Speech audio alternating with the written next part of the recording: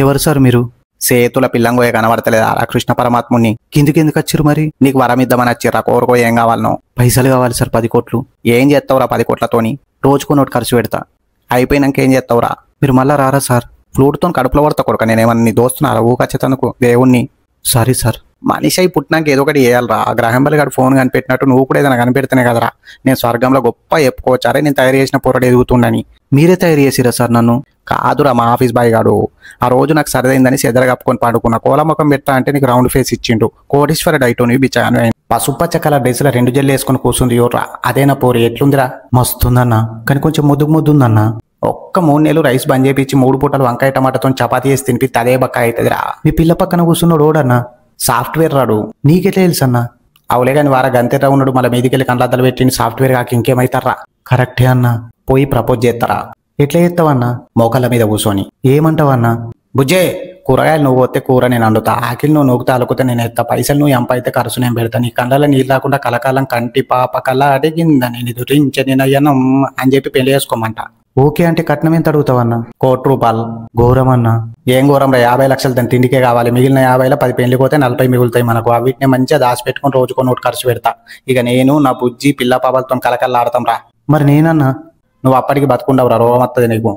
ఎర్ర డ్రెస్ పిల్ల నాకు, పచ్చ డ్రెస్ పిల్ల నీకురా. నాకు కూడా ఎర్ర డ్రెస్ పిల్లనే కావాలన్నా. ఎందుకురా? పచ్చ డ్రెస్ పిల్ల ముఖం కురుపులున్నాయి కదన్నా.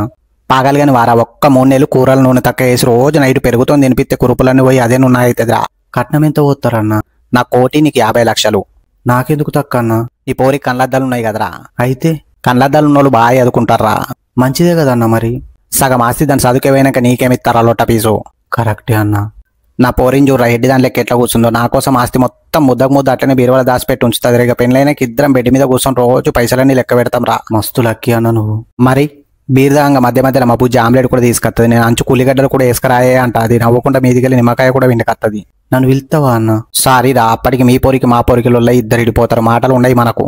తెల్ల సీర కట్టుకున్న జోర్రా, అదే మా అత్తమ్మ. తెల్ల సీర ఎందుకు కట్టుకున్నదన్న? మీ మామయ్య చచ్చిపోయిందా? అవులే కానీ వారా సీర మీదకెళ్ళి పువ్వుల డిజైన్ కనబడతలేదా? సారీ అన్న. మా బుజ్జిని చూడరా, ఇప్పుడే తల కోసుకొని తానం చేసి వచ్చి నిలబడ్డది. నేను పోయి ప్రపోజ్ చేస్తారా? ఎట్లా చేస్తావన్నా? అంకుల్, కట్నం లేకుండా బుజ్జిని పెళ్లి చేసుకుంటా. మీరేమన్నా ఇస్తే అద్దనుకుంటా తీసుకుంటా. ఇయ్యకున్న పర్లే, నేను దాచిపెట్టుకున్న అంతోనే బుజ్జిని రాని లెక్క చూసుకుంటా అని మంచోళ్ళ లెక్క యాక్టింగ్ చేసి చెప్తారా? వాళ్ళు ఏమంటారన్నా? అప్పుడే మా మామకు అట్టాక్ వస్తుందిరా.